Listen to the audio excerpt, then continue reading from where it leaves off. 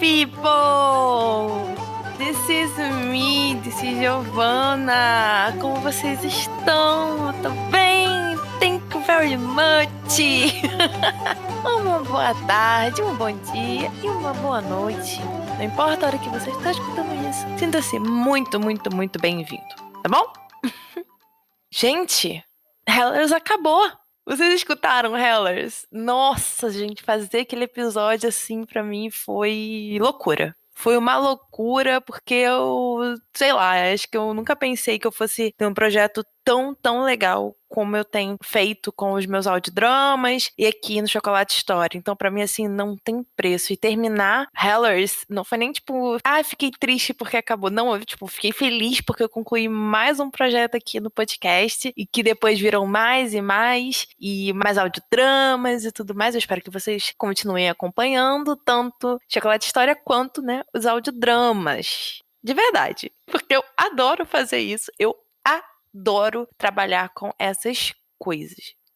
Eu já de antemão quero agradecer ao Fredson, porque ele desde que ele começou a escutar Hello, está lá comentando. Poxa, Fredson, eu fiquei muito, muito feliz com o seu feedback do último episódio. Foi muito legal. Minha enorme gratidão por você estar acompanhando e estar gostando, né? Ter acompanhado Hellers, no caso, mas aí continua escutando Chocolate História, essas coisas mais. Queria também agradecer a Vitória Rucchini. Ela faz história, gente! Sim, faz história. Ela mandou mensagem. Vi, muito obrigada pelo carinho. Ela tá adorando conhecer mais e tal. E pediu umas indicações de livro. Então, se você quiser alguma indicação de livro, até indicação de série mesmo, me chama lá no Instagram ou no Facebook, que eu falo com vocês de boaça e dou umas indicações legais. Selo Giovanna / Chocolate História / Elizabeth Margot / tudo de qualidade. A Vanessa Paloche Soult falou comigo também lá no Instagram. Ela vai escutando o podcast indo pro trabalho. Eu fiquei muito feliz. Ela falou que não gostava de história na escola e que hoje ela gosta porque ela escuta o podcast. Então, cara, eu fiquei muito feliz. Eu falei, nossa, ganhei meu dia. Com todos vocês falando comigo, eu ganho meu dia. Eu fico muito feliz. De verdade, não tem preço. E a Vitória, que foi lá no Instagram, me seguiu, curtiu todas as fotos. Eu conheço ela e vi um grande beijo. Ela tem um Instagram também, que é o @florir100.ti. E ela escreve várias coisas por lá, posta vários escritos dela. Então, se você tiver vontade também de saber de alguma coisa, de conhecer o trabalho de outra pessoa, né, voltado mais para literatura também, vai lá. Queria também mandar um beijo pra Jack, que tá sempre aqui falando comigo pelo Instagram e sempre está aparecendo aqui no podcast na hora dos agradecimentos, porque é uma pessoa que tá sempre acompanhando o podcast, que tem todo um carinho pelo podcast. Jack, muito obrigada por todo o seu carinho, por todo o seu apoio. Ela tem um Instagram também, é @guardiã dos livros, caso vocês queiram conhecer também. Ela faz um trabalho muito lindo, tá bom? E eu não poderia finalizar esses agradecimentos sem citar o nome dele. Luiz Felipe, meu namorado e a pessoa que mais me dá apoio nessa vida. Saibam que esse projeto é tão meu quanto dele pelo apoio, esforço, dedicação que ele tem comigo, né, nessas questões de bastidores e tal. Então eu queria aqui deixar o meu enorme, enorme agradecimento e amor por você. Eu não sei o que seria, sabe, disso tudo se ele também não tivesse aqui comigo do meu lado. Então, meu amor, muito, muito obrigada. Eu te amo muito. Com isso tudo, eu queria também deixar aqui o Instagram e o Facebook. O Instagram é @ElizabethMargot_ e o Facebook é Elizabeth Margot. Caso você queira falar comigo, caso você queira dar uma ideia, alguma sugestão, vai lá e fala comigo de verdade. Eu vou adorar, tá bom?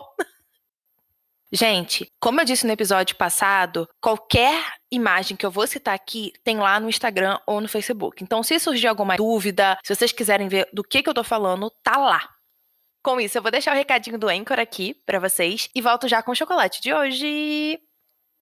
Gente, o chocolate de hoje é a Tortuguita. A gente tá naquele mesmo esquema de continuar fazendo a Tortuguita com os episódios extras sobre a Elizabeth.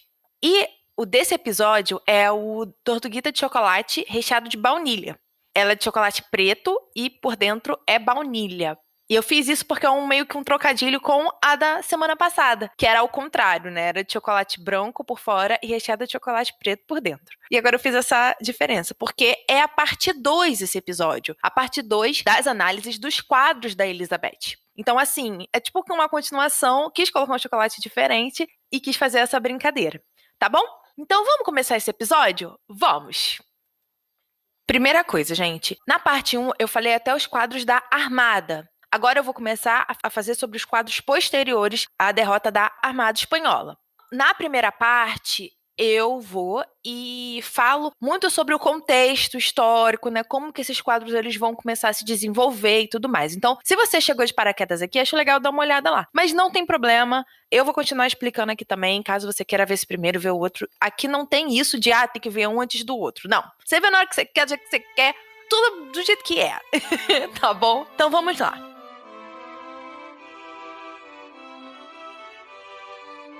O primeiro retrato que nós vamos falar hoje é o retrato de Dittler.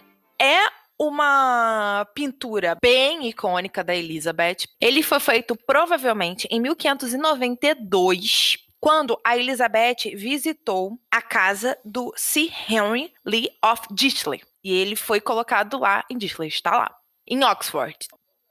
Ela vai visitar a casa desse nobre por 2 dias para festividade. E aí, esse retrato vai ser feito. Essa pintura, ela vai ser atribuída ao Marcus Garrett de Young, né, o jovem. Justamente porque o Dittler, ele era patrono do Marcus. Então, é muito provável que quem tenha feito esse quadro tenha sido o Marcus justamente por essa relação próxima com o nobre. E aí, o que acontece? A principal narrativa desse retrato é o perdão. A gente vai ter isso muito mais claro nas inscrições, que tem bem do ladinho direito da Elizabeth. Entre parênteses aqui, elas foram cortadas. O quadro ele foi cortado por algum motivo, né? Muitos anos, enfim, são muitos anos que esse quadro existe. E essas inscrições elas ficaram cortadas também. Porém, dá para ter uma noção de que fala sobre perdão. E Giovana, por que ocorreria esse perdão? O que significa esse perdão de fato? Então, esse perdão seria dado pela Elizabeth ao Sir Henry Dittler.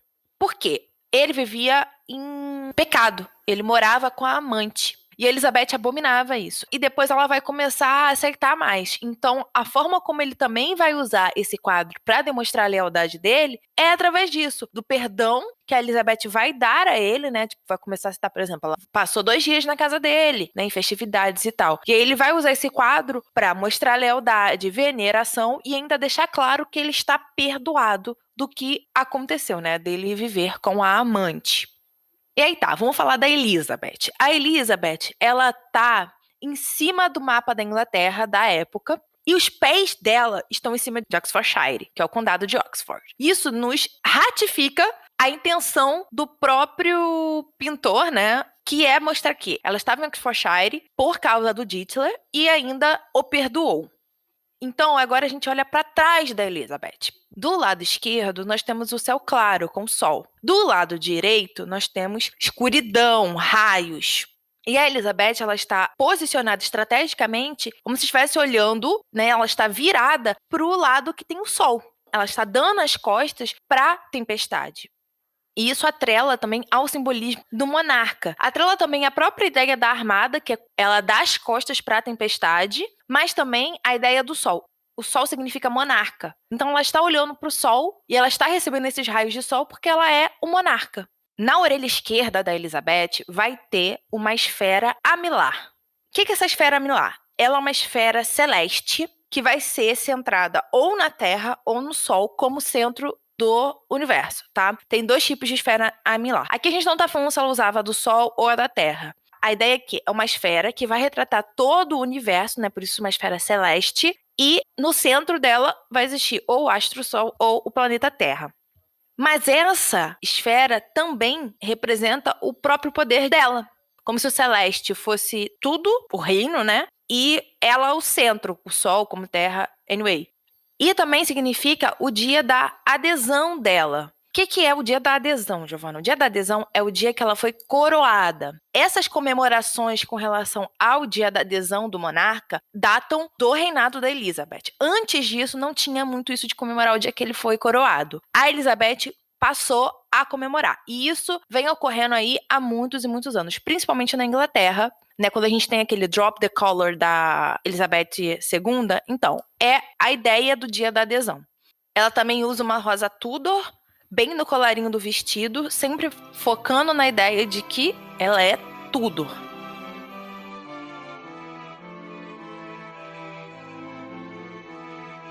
Aí agora nós vamos para a miniatura de Oliver. Na imagem do Instagram, eu coloquei duas miniaturas. A primeira, que está do lado esquerdo, é uma miniatura da Elizabeth de 1565. E foi feita pela Levina Terlink. Eu coloquei essa miniatura justamente por ter sido uma mulher que fez, tá bom? E a do lado direito é da Elizabeth em 1592, que foi a miniatura feita pelo Isaac Oliver. E não tá terminada. É dessa miniatura que a gente vai falar agora. Porém, eu coloquei essas duas até para fazer uma comparação de como a Elizabeth foi jovem e como ela estava perto de falecer. Essa miniatura ela é muito emblemática, porque a Elizabeth de fato posou para o Isaac Oliver para ele fazer essa miniatura. E isso foi em 1592, ou seja, ela já estava com idade avançada. Quando já não existia também muito aquilo dela ficar posando, né? Os retratos, as pinturas eram feitos muitos já com pinturas e retratos pré-existentes, né? Como base. A questão da máscara da juventude e tudo mais. A miniatura vai ter traços suavizados, sim. Ela não vai retratar a Elizabeth como uma velha e tudo mais. Mas a gente já consegue ver a ideia do tempo, que é uma coisa que começa a fugir dos quadros e das pinturas da Elizabeth a partir do meado do reinado dela. E ali, apesar de ter sido bem suavizado e também não está terminado, essa miniatura vai mostrar que ela está velha. Vai dar a noção de idade. Isso não foi bem visto. E aí vai ocorrer um movimento dentro do reino, partindo do governo, de destruir e confiscar todas as pinturas, gravuras, miniaturas, qualquer coisa que fossem usadas baseadas ou nessa ou em qualquer outra que demonstrasse a rainha de forma feia, de forma rude, de forma ruim. Ou seja, que desse idade a ela ou que deixasse o rosto dela de forma velha, enrugada. Então, assim, todas essas pinturas que não caíam bem para a visão do governo, ou seja, que davam a mortalidade e a velhice da Elizabeth, elas foram destruídas e confiscadas. Justamente por elas trazerem a realidade da idade da rainha, que era uma coisa que não podia acontecer dentro da propaganda elizabetana. Porque a Elizabeth, ela sempre foi pintada dentro da propaganda dela, principalmente depois da metade do reinado dela, como alguém que não tinha idade, né? Que era atemporal, que não era mortal. Não que ela fosse ver para sempre, mas a ideia de mortalidade foi tirada dessa propaganda e colocada como alguém que nunca ia mudar, que ia sempre continuar daquela forma, entende? E essas outras pinturas tiravam isso. Então, o que foi feito? Elas foram confiscadas ou queimadas, destruídas. Então, nós não vamos ter nenhum retrato sobrevivente de 1596 até 1603 da Elizabeth, de fato, como ela estava no período, tá? Porque isso foi completamente aniquilado. Eles não queriam ter esse tipo de pintura.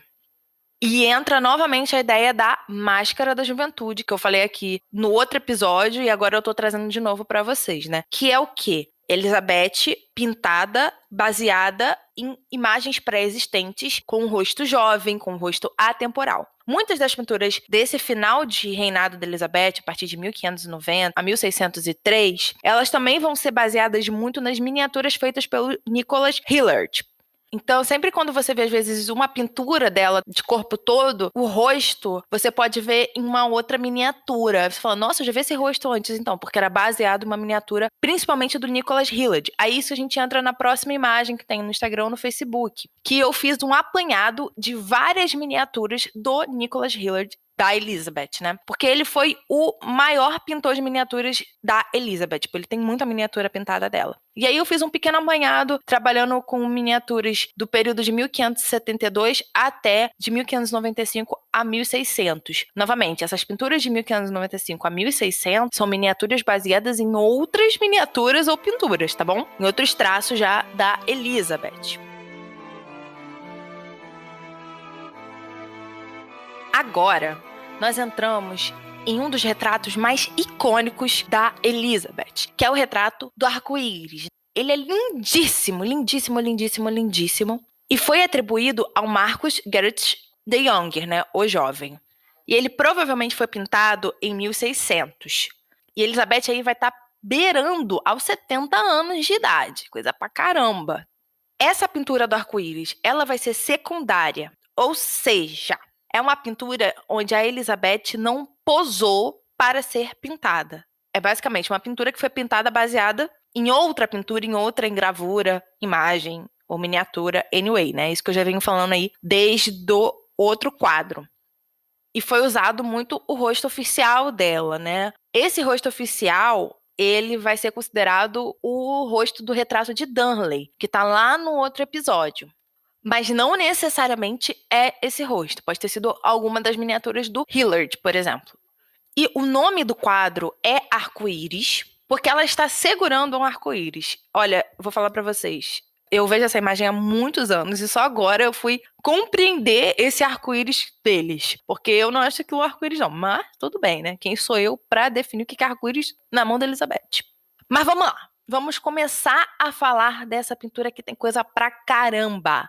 Muito significativa, muito importante. Primeiro de tudo, é sobre o vestido da Elizabeth. Ele tem um pano laranja, dourado, uma mistura dos dois, avermelhado. E nesse pano, ele vai ser bordado com olhos e ouvidos.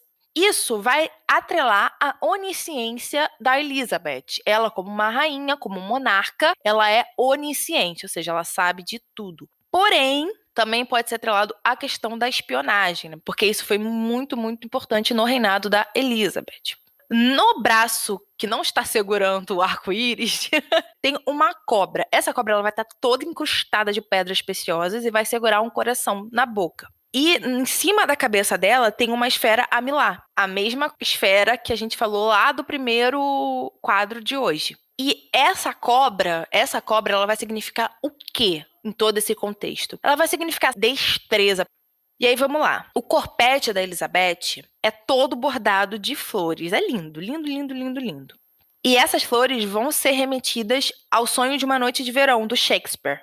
Por que eles vão atrelar a uma obra do Shakespeare? Que era daquele período também, tá? Por causa da juventude, né? O Sonho de uma Noite de Verão trabalha a juventude. Os jovens, o amor juvenil, papapá. E é isso que eles querem trazer. Tanto que o corpete da Elizabeth tá baixo. Tá muito baixo. E realça até os seios dela. Entende? É justamente para trazer essa juventude para a rainha.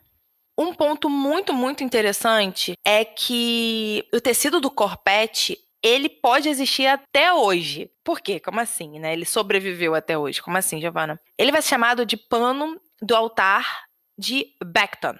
E dizem que é o mesmo tecido do corpete. Porém, ainda há dúvidas, tá? Por quê? Porque nesse tecido de Beckton, nesse pano do altar de Beckton, temos animais, homens em barcos e flores. Porém, no tecido do corpete da Elizabeth só tem flor. Então, por isso que ainda há essa dúvida se de fato é o tecido que ela usou. Mas que existe um tecido parecido, sobrevivente, existe.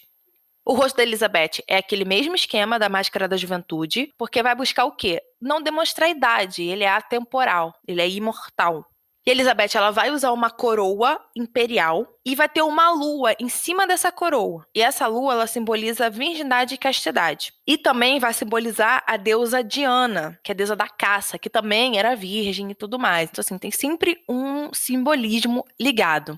E as pérolas por todo o vestido da Elizabeth, cordão de pérolas dela, significa o quê? Significa a virgindade dela. Viu pérola no retrato da Elizabeth, é para dizer que ela é virgem.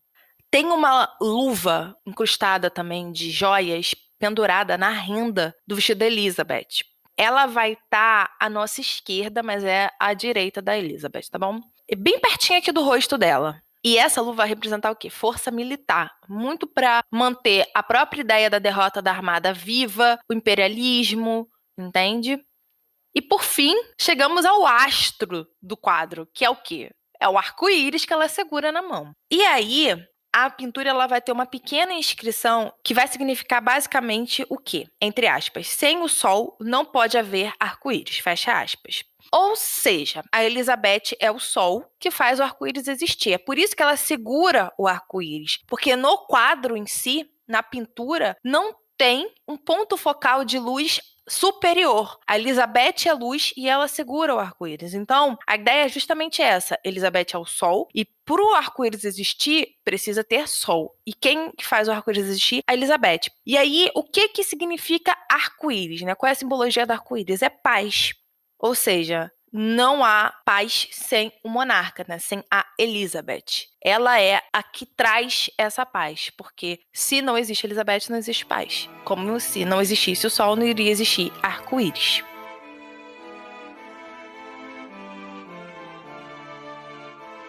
Agora, nós vamos falar do retrato de Welbeck ou Winsted. Esse retrato tem esses dois nomes, vou explicar por quê. Welbeck é onde o retrato está hoje. E Winsted é a casa que está em segundo plano, né, que está atrás da Elizabeth. Então, você pode chamar pela casa que está hoje ou pela casa que foi pintada no retrato. A Elizabeth, nesse quadro, ela vai estar com uma Pax. Um ponto aqui importante. Se você pegar o retrato do Arminho, que eu falei no outro episódio, e esse, você vai ver que ela está praticamente igual. Justamente para trabalharmos aquilo de que ela não parou para posar para ser pintado esse retrato. Ele foi baseado em outra pintura e seguiu a mesma ideia, a mesma representação simbólica que o retrato do Arminho segue. Aqui ela tá com outro vestido, ela tá com uma outra expressão, em outro lugar, tá de corpo todo, porém, a ideia, o todo, se manteve. Ela vai segurar o ramo de oliveira, que significa paz, e vai está em cima, literalmente, então os pés vão estar em cima de uma espada, que significa o quê? Justiça. Esses elementos tem no retrato do Arminho, tá bom? E ela vai ter um cachorrinho bem do ladinho dela, ali perto dos pés. O cachorro significa fidelidade, né? É o melhor amigo do homem, ele é fiel. E a gente já vai chegar no ponto do porquê ter esse cachorro aqui. Essa pintura, ela foi feita entre os anos de 1580 a 1590. Eu diria que ela foi feita por volta de 1585, tá? Mas eu abri esse espaço de tempo que eu achei melhor assim. E ela vai ser feita por Marcus Goetz the Elder, ou O Velho.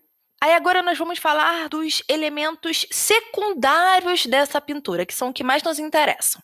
Westminster Hall, que é a casa que está de pano de fundo, ela foi comprada pelo Robert Dudley em 1577. E é muito provável que também vai ser o próprio Robert Dudley que está no plano de fundo, bem atrás da Elizabeth.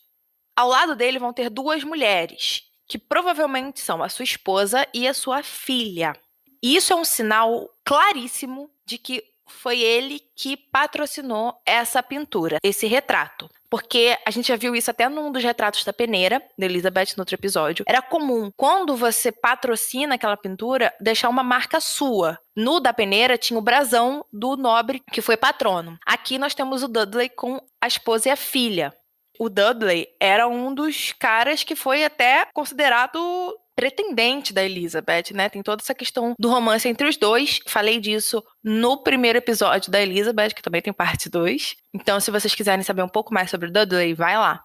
E colocar um cachorrinho que demonstra fidelidade mostra justamente que ele vai ser um servo fiel. Ele vai falar que eu estou aqui e sou fiel a você quando ele coloca o cachorro, né? Ele não está simplesmente falando que está patrocinando a pintura, ele está se mostrando fiel. É uma forma dele se colocar como fiel súdito da rainha. Então, eu trouxe esse quadro aqui, ele já sai um pouco da linha temporal, né? Porque ele é como se fosse um extra, como os outros que eu vou trazer daqui a pouco. Porque eu achei muito legal fazer esse estudo secundário, né? Do que tá atrás e por que o atrás agora significa tanto mais do que o da frente. Porque essa Elizabeth, do jeito que a gente tá vendo, a gente já viu lá no retrato do Arminho, com todas essas características e tudo mais. Agora, o plano de fundo a gente não tinha visto. E hoje a gente vê dessa forma.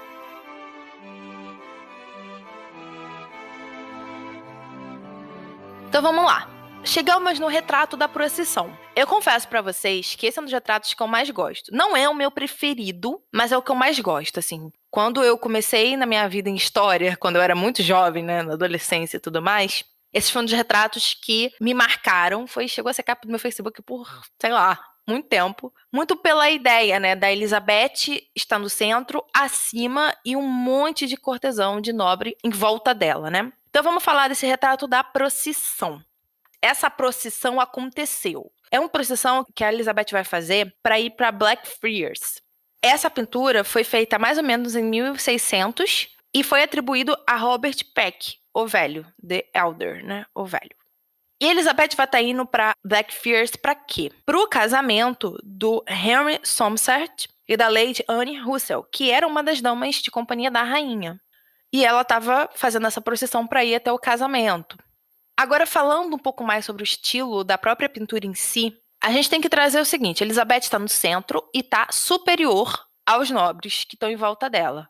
Isso mostra que a Elizabeth é o ponto focal, é o ídolo, é o ponto de veneração. O rosto, a roupa e tudo mais, tudo voltado na ideia da máscara da juventude, de que ela não posou para esse retrato nem nada. A paisagem ao fundo dessa procissão não é realista, não parece ser realista. São pontos emblemáticos. Como assim? Vai estar representando propriedades galesas do Edward Somerset, o conde de Worcester. Que era quem esse cara? Era o pai do noivo. Entendeu? O noivo era o herdeiro dele, então, muito provavelmente, essa pintura foi feita por encomenda do Edward Somerset.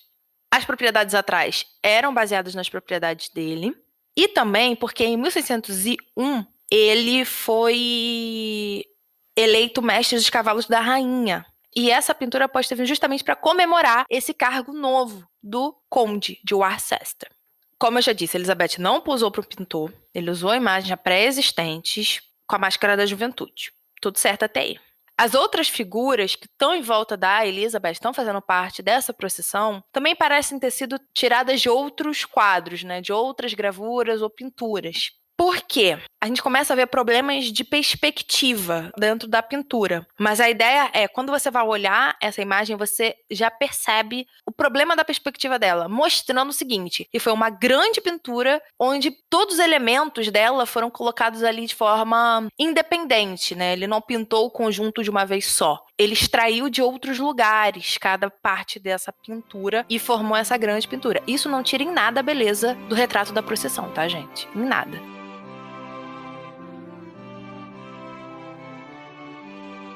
Por fim, mas não menos importante, chegamos ao último quadro de toda essa saga, desses episódios e tudo mais. Eu realmente espero que você tenha gostado, tá bom? Primeiro ponto.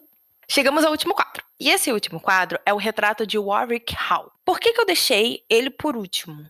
Muito pela ideia que ele vai nos trazer. Ele não é algo emblemático, tipo, tem muitas representações, não sei o quê, mas ele vai ter uma mensagem por trás que é muito legal. Então vamos lá. Ele foi pintado em 1599, ou seja, né, uns 4 anos antes da Elizabeth falecer, pelo Nicholas Hilliard, aquele mesmo cara que sempre está fazendo miniatura da Elizabeth e que eu já falei sobre ele também na parte 1. Falei mais especificamente, tá? Nesse episódio eu só pincelei um pouco sobre o Hilliard. E ele provavelmente, esse quadro, foi uma encomenda da Bess Harwick, ou Elizabeth, condessa de Salisbury. E ela foi uma das mulheres mais importantes da era elizabetana. Ela era muito influente, ela tinha muito dinheiro, casou acho que mais 5 vezes, tipo, era pica pra caralho a mulher. O quadro, ele vai ter uma ligação com a alegoria da armada. O rosto da Elizabeth, principalmente, ele vai estar muito, muito parecido com o rosto da armada. Por quê? Pela própria expressão que a rainha vai ter nesse quadro. Ela não vai olhar diretamente para você ou para algum ponto específico da pintura, ela tá olhando pro além. E ela tem uma expressão muito séria, que era uma expressão que estava presente no retrato da armada, que traz o que é temporal, tudo certinho, como a gente falou, de atemporalidade, de máscara da juventude, mas que tem uma conotação por dentro, ou seja, tipo, é atemporal, mas ela tá mais séria, ela tá olhando pro além, porque nada tem barreiras para ela, coisas assim. O rosto vai ser baseado justamente em algumas miniaturas do Hilliard, justamente por ter sido ele quem produziu o quadro. E eu acho que o ponto mais legal de toda essa pintura é o vestido da Elizabeth. Ele provavelmente foi desenhado pela Bess, mas assim, não foi desenhado no sentido de foi desenhado, feito e a rainha usou. Não, ele foi desenhado para a pintura. A Elizabeth não posou para esse quadro novamente, já deixando isso bem claro. E as figuras desse vestido vão ser o quê? Animais e a natureza. São os 2 pontos focais do vestido. E isso são traços jacobinos. Esse jacobino é ligado ao reinado de James I, que vai ser o rei da Inglaterra, né, sucedendo a Elizabeth, que ele também é o rei da Escócia, como James VI. E ele vai ser o rei que vai unir Escócia, Inglaterra e tudo mais. A gente vai falar sobre isso nos episódios da União, que eu vou trazer para vocês. A questão aqui é que com esse reinado, a gente vai iniciar uma era, e essa era vai ser chamada de Era Jacobina, com relação a estilo, né, arquitetura. E esse vestido casa muito bem com isso. Ainda não era a Era Jacobina no período que ele foi feito, mas era uma transição, né? Porque já existia aquela verdade velada de que quem iria suceder a Elizabeth era o James. Isso é um assunto pro episódio da União, que eu vou falar bonitinho e tal. Porém, é interessante dizer aqui que mostra já a predisposição do nobre inglês a aceitar um nobre que não vai ser inglês, né? Vai ser escocês, como seu rei, tá bom? E aí a gente vê esse vestido com gravuras, né, com todo um adorno já voltado para esse lado jacobino, porém ainda um vestido elisabetano, com os seus babados, com o seu preto, com suas pedras preciosas,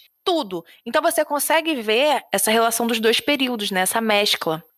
Ao fundo da Elizabeth vai ter o trono dela, onde vai ter as rosas Tudors, a inscrição do nome dela, que é E de Elizabeth e R de Regina. Regina é rainha, em latim.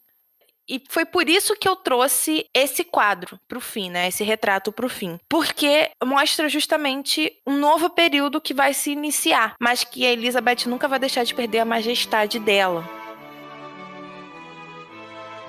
Gente, terminamos o episódio. Foi um episódio tranquilo, né? Curto. Eu preferi fazer realmente parte 1 e parte 2 pra não confundir cabeça de ninguém. Pra não ferrar o rolê, entendeu? Então, por isso que esse aqui vai ser um pouco menor, o outro foi maior. Mas também porque eram muitas imagens. Não daria um post só e eu não queria fazer corrido. Então, pensei em dividir e acho que deu super certo. Gostei muito de ter feito isso. Eu vou fazer mais sobre outros monarcas e suas pinturas, porque eu adoro ver sobre isso. Trazer pintores também e tal. Adoro, adoro, adoro. Podem ter certeza. Vamos continuar com episódios sobre Elizabeth aqui, tá bom? Temos falado da União e muitas outras coisas. Então, Elizabeth não acaba por enquanto. Mas enquanto isso eu vou intercalando com outros episódios, tá, gente? Não vai ser tudo só sobre Elizabeth. Você vai sempre estar intercalando aí pra trazer coisas muito legais. Tá bom? Eu realmente espero que vocês tenham gostado. Qualquer dúvida, gente, qualquer sugestão, pra até ver as fotos, vá lá no Instagram ou no Facebook. O Instagram é @ElizabethMargot_. E o Facebook é Elizabeth Margot. Nós temos o www.chocolatehistoria.com.br, que vai te levar pro meu perfil no Anchor, que tem todos os episódios bonitinhos, com imagem, tudo bonitinho lá. Descrição, tá bom? E os links também tem lá pro Instagram, né? E até pro site e tudo mais. Então, qualquer coisa, vão lá. Hellas acabou, mas a gente vai começar um novo audiodrama, tá bom? Então aguardem ansiosamente, porque eu estou tão ansiosa quanto, tá bom? É isso. Fiquem com Deus, um grande beijo e tchau!